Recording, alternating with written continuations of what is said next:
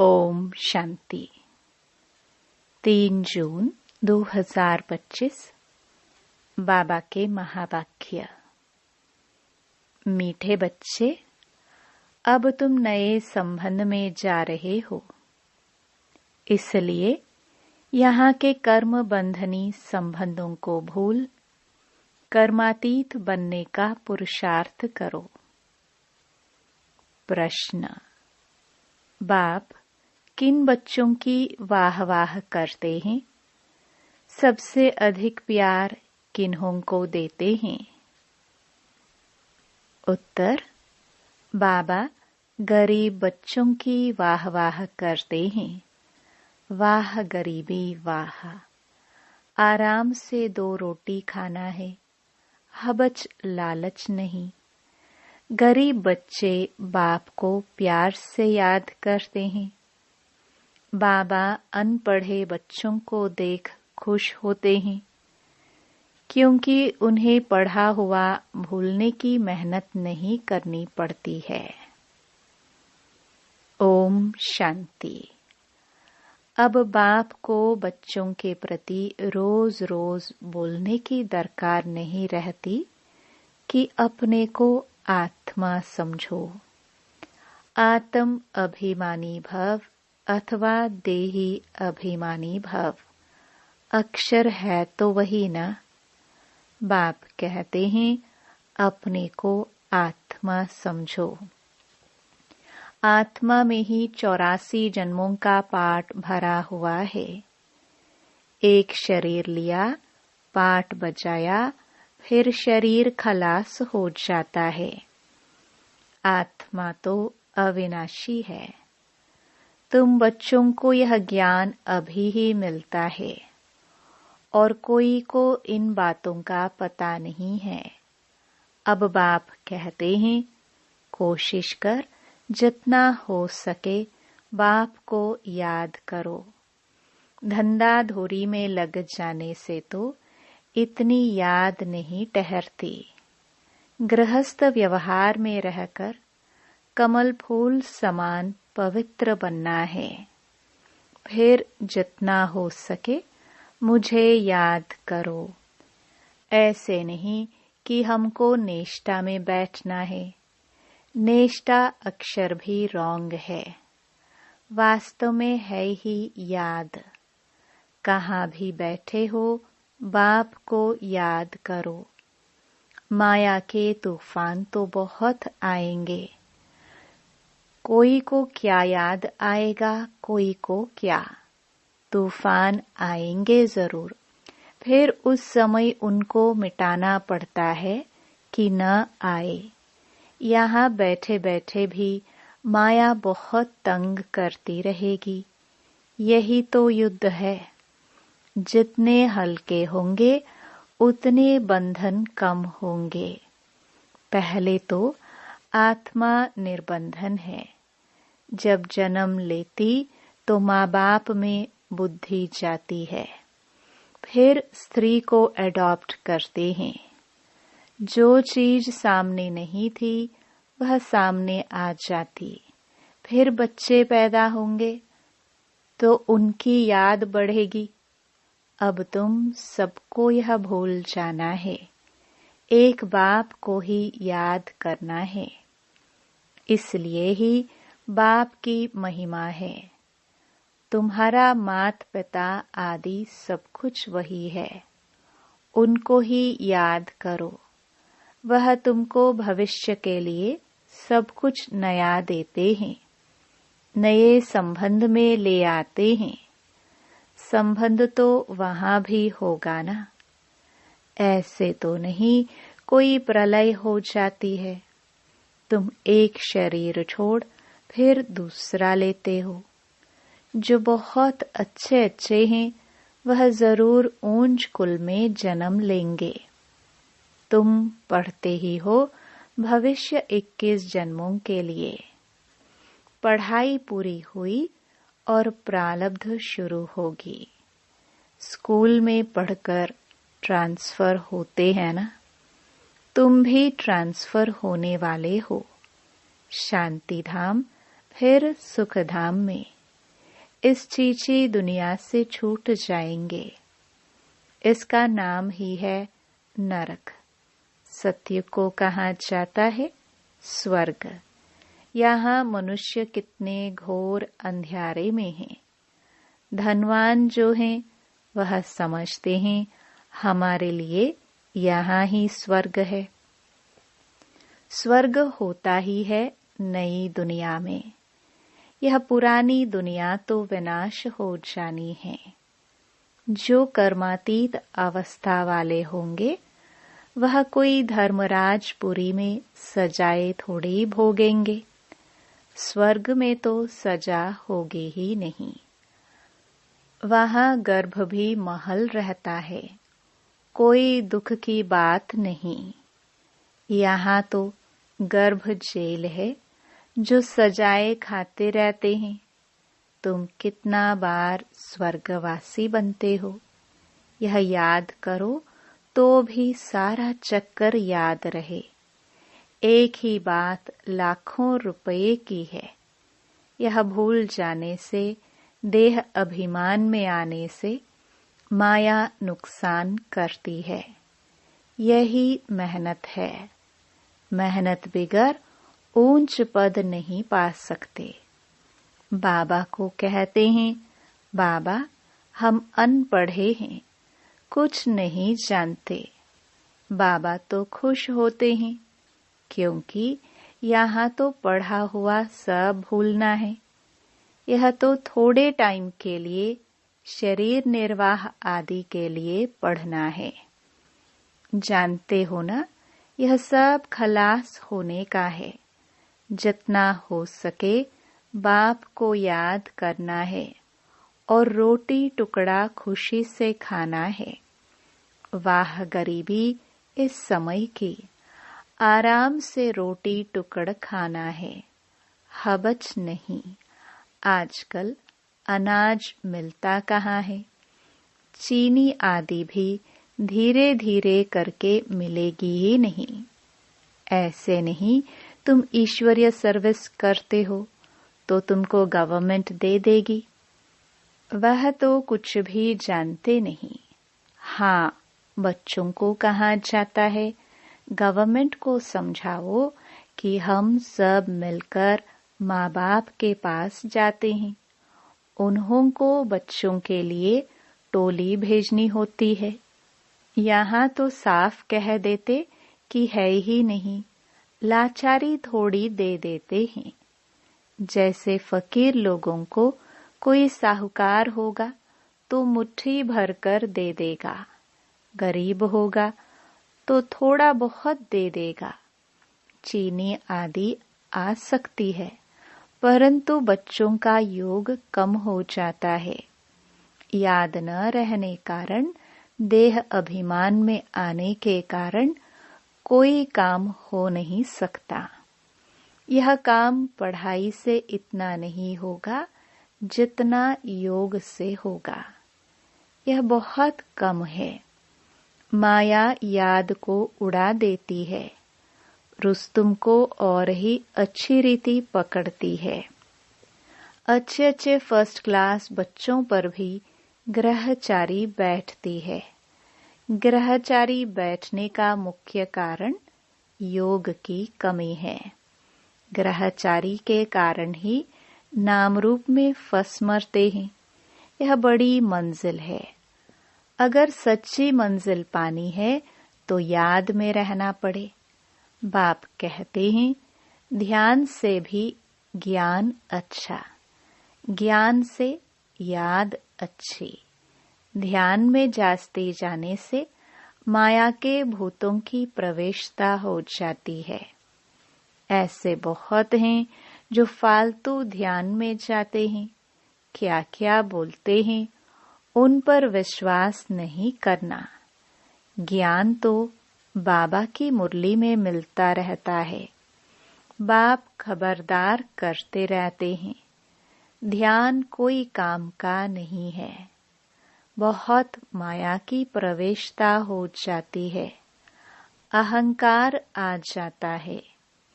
ज्ञान तो सबको मिलता रहता है, ज्ञान देने वाला शिव बाबा है। मम्मा को भी यहाँ से ज्ञान मिलता था ना, उनको भी कहेंगे मन मना भव। बाप को याद करो, दैवी गुण धारण करो। अपने को देखना है, हम दैवी गुण धारण करते हैं। यहाँ ही दैवी गुण धारण करने हैं। कोई को देखो अभी फर्स्ट क्लास अवस्था है, खुशी से काम करते, घंटे के बाद क्रोध का भूत आया, खत्म। फिर स्मृति आती है, यह तो हमने भूल की, फिर सुधर जाते हैं। घड़ी घड़ी के घड़ियाल बाबा पास बहुत हैं। अभी देखो बड़े मीठे। बाबा कहेंगे ऐसे बच्चों पर तो कुर्बान जाऊं। घंटे बाद फिर कोई न कोई बात में बिगड़ पड़ते, क्रोध आया, सारी की कमाई खत्म हो गई। अभी अभी कमाई, अभी अभी घाटा हो जाता। सारा मदार याद पर ही है। ज्ञान तो बड़ा सहज है, छोटा बच्चा भी समझा ले, परंतु मैं जो हूँ, जैसा हूँ, यथार्थ रीति जाने, अपने को आत्मा समझे। इस रीति छोटे बच्चे थोड़े ही याद कर सकेंगे। मनुष्यों को मरने समय कहा जाता है, भगवान को याद करो, परंतु याद कर न सके, क्योंकि यथार्थ कोई भी जानते नहीं है। कोई भी वापस जा नहीं सकते, न विकर्म विनाश होते हैं। परंपरा से ऋषि मुनि आदि सब कहते आए कि रचता और रचना को हम नहीं जानते। वह तो फिर भी सतोगुणी थे। आज के तमो प्रधान बुद्धि फिर कैसे जान सकते। बाप कहते हैं यह लक्ष्मी नारायण भी नहीं जानते, राजा रानी ही नहीं जानते, तो फिर प्रजा कैसे जानेंगी। कोई भी नहीं जानते। अभी सिर्फ तुम बच्चे ही जानते हो। तुम्हारे में भी कोई है जो यथार्थ रीति जानते हैं। कहते हैं बाबा घड़ी घड़ी भूल जाते हैं। बाप कहते हैं कहाँ भी जाओ, सिर्फ बाप को याद करो, बड़ी भारी कमाई है। तुम 21 जन्मों के लिए निरोगी बनते हो। ऐसे बाप को अंतर्मुख हो याद करना चाहिए ना, परंतु माया भुलाकर तूफान में ला देती है।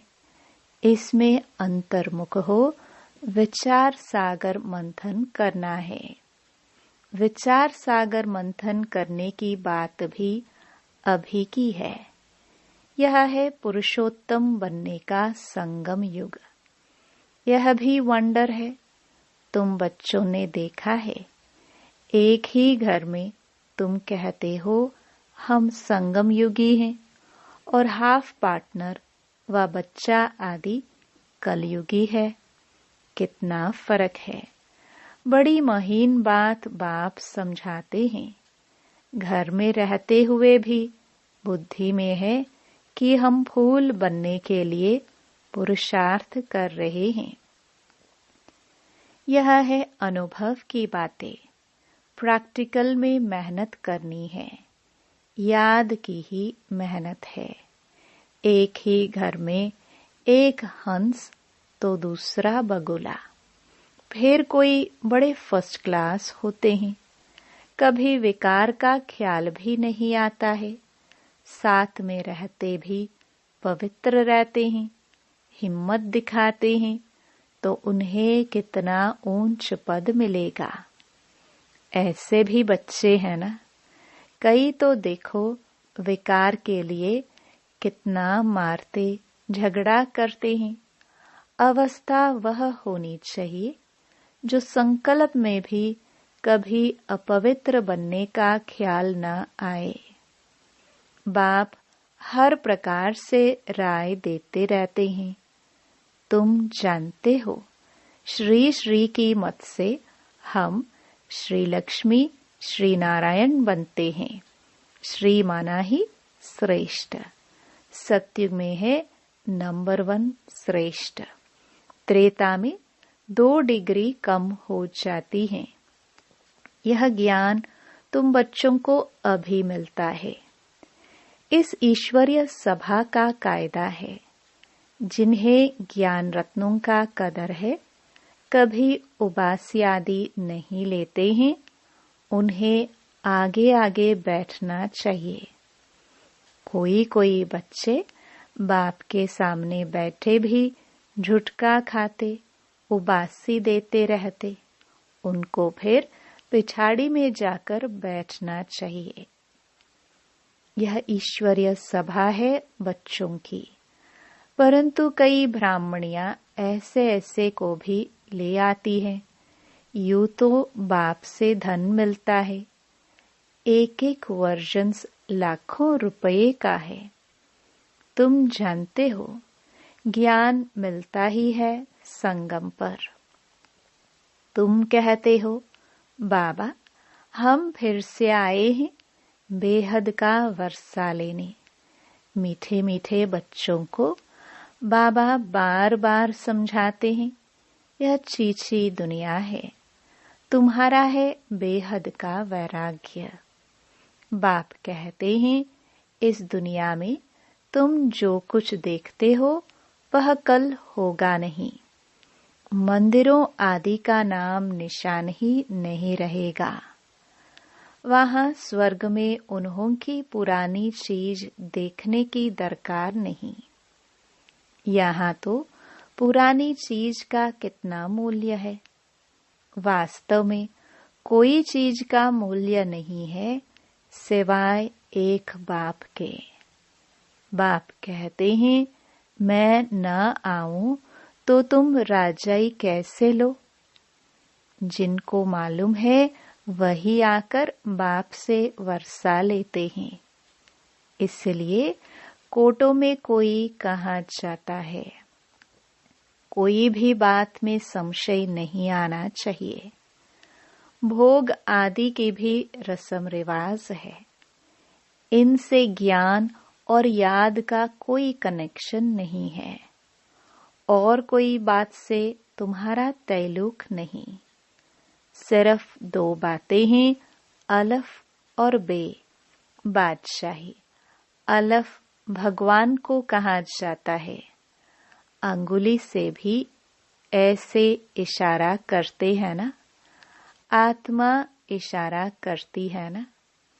बाप कहते हैं, भक्ति मार्ग में तुम मुझे याद करते हो, तुम सब मेरे आशिक हो। यह भी जानते हो, बाबा कल्प कल्प आकर सब मनुष्य मात्र को दुख से छुड़ाए शांति और सुख देते हैं। तब बाबा ने कहा था कि सिर्फ यह बोर्ड लिख दो कि विश्व में शांति बेहद का बाप कैसे स्थापन कर रहे हैं, सो आकर समझो। 1 सेकंड में विश्व का मालिक 21 जन्म के लिए बनना है तो आकर समझो। घर में बोर्ड लगा दो, 3 पैर पृथ्वी पर तुम बड़े से बड़ी हॉस्पिटल, यूनिवर्सिटी खोल सकते हो। याद से 21 जन्म लिए निरोगी और पढ़ाई से स्वर्ग की बादशाही मिल जाती है। प्रजा भी कहेंगी कि हम स्वर्ग के मालिक हैं। आज मनुष्यों को लज्जा आती है क्योंकि नरकवासी हैं। खुद कहते हैं, हमारा बाप स्वर्गवासी हुआ तो नरकवासी होना। जब मरेंगे तो स्वर्ग में जाएंगे। कितनी सहज बात है। अच्छा काम करने वाले के लिए खास कहते हैं, यह बहुत महादानी था। यह स्वर्ग गया, परंतु जाता कोई भी नहीं है। नाटक जब पूरा होता है तो सभी स्टेज पर आकर खड़े होते हैं। यह लड़ाई भी तब लगेगी जब सभी एक्टर्स यहाँ आ जाएंगे, फिर लौटेंगे। शिव की बारात कहते हैं ना, शिव बाबा के साथ सभी आत्माएं जाएंगी। मूल बात, अभी 84 जन्म पूरे हुए। अब इस जूती को छोड़ना है। जैसे सर्प पुरानी खाल छोड़ नई लेते हैं, तुम नई खाल सतयुग में लेंगे। श्री कृष्ण कितना खूबसूरत है, कितनी उसमें कशिश है। फर्स्ट क्लास शरीर है, ऐसे हम लेंगे। कहते हैं ना, हम तो नारायण बनेंगे।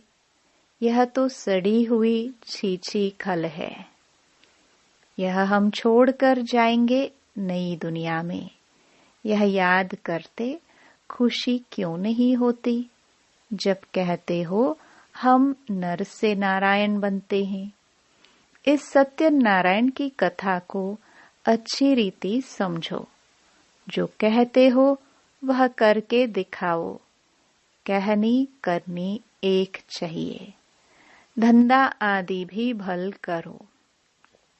बाप कहते हैं हाथों से काम करो, दिल बाप की याद में रहे।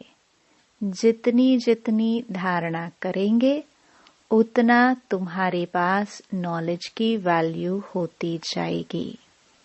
नॉलेज की धारणा से तुम कितना धनवान बनते हो। यह है रूहानी नॉलेज। तुम आत्मा हो, आत्मा ही शरीर से बोलती है, आत्मा ही ज्ञान देती है, आत्मा ही धारण करती है। अच्छा, मीठे मीठे सिखिलदे बच्चों प्रति मात पिता बाप दादा का याद प्यार और गुड मॉर्निंग। रूहानी बाप की रूहानी बच्चों को नमस्ते।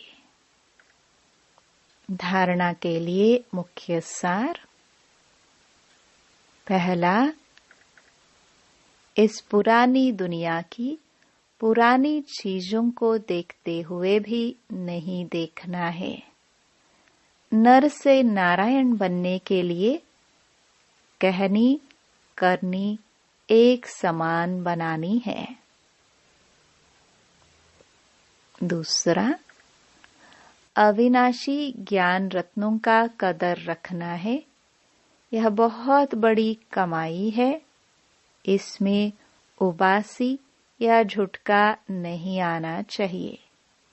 नाम रूप की ग्रहचारी से बचने के लिए याद में रहने का पुरुषार्थ करना है। वरदान,